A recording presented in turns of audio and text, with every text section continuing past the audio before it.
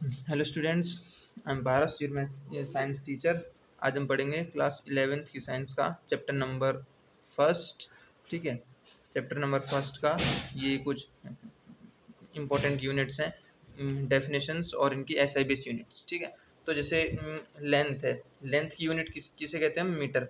मतलब लेंथ को मीटर में मेजर करते हैं और मीटर की डेफिनेशन ये है, the metre is the length of the path travelled by light in vacuum during a time interval of 1/29979245 of a second.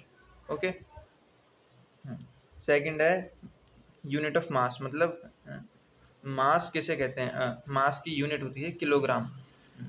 ठीक है, किलोग्राम। और किलोग्राम की डेफिनेशन ये वाली है, the kilogram is the unit of mass, it is equal to the mass of the international prototype of the kilogram. Unit of time, time को हम second में मेजर करते हैं। और सेकंड की डेफिनेशन है, the second is the duration of 9192631770 periods of the radiation corresponding to the transition between the two hyperfine levels of the ground state of the cesium 133 atom। और अब बात आती है इलेक्ट्रिक करंट। इलेक्ट्रिक करंट को हम ampere में major करते हैं और एम्पियर की डेफिनेशन क्या है?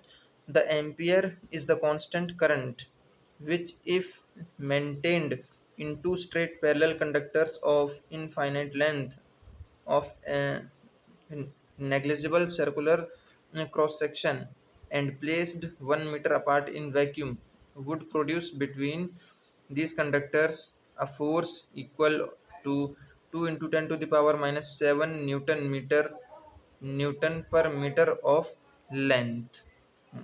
और नेक्स्ट है हमारी unit of thermodynamic temperature. Thermodynamic temperature को किस में मेजर करते हैं? केल्विन में। तो केल्विन को क्या बोलते हैं? The kelvin unit of thermodynamic temperature is the fraction 1/273.16 of the thermodynamic temperature of the triple point of water। अब नेक्स्ट यूनिट है unit of amount of substance. Amount of substance को हम मेजर करते हैं मोल में। और मोल की दो डेफिनेशंस होती हैं। ठीक है, पहली डेफिनेशन मैं बोलता हूँ, the mole is the amount of substance of a system which contains as many elementary entities as there are atoms in 0.012 kilogram of carbon 12, its symbol is mole। Second definition है, when the mole is used the elementary entities must be specified and may be atoms, molecules, ions, electrons, other particles or specified groups of such particles। अब है unit of luminous intensity. Luminous intensity को इनकी unit होती है candela. Candela की definition है ये वाली, the candela is the luminous intensity in a given direction of a source that emits monochromatic radiation of frequency 540 into 10 to the power 12 hertz and that has a radiant intensity in that direction of 1/683 watt per steradian. तो दोस्तों अभी हमने पढ़ी थी कुछ ऐसा units. ठीक है, जैसे मोल, कैंडला, है ना, किलोग्राम, मीटर, सेकेंड, इन सब की ऐसे यूनिट्स क्या होती हैं और डेफिनेशंस क्या होती हैं। अब बात आती है ये वाली, prefixes used in the SI system. ये कुछ प्रीफिक्सेस हैं जो दिए गए हैं। ठीक है, सबसे पहले हम यहाँ से स्टार्ट करते हैं। ठीक है, ये सबसे छोटा होता है मिली।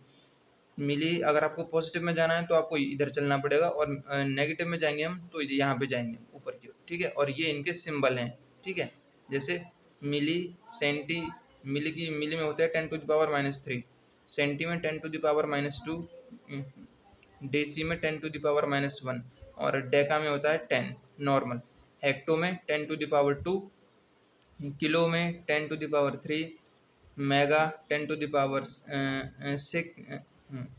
6, giga 10 to the power 9, tera 10 to the power 12, peta 10⁻15 होती है, और नहीं, टेरा 10⁻12, पेटा 10⁻15, एक्सा 10⁻18,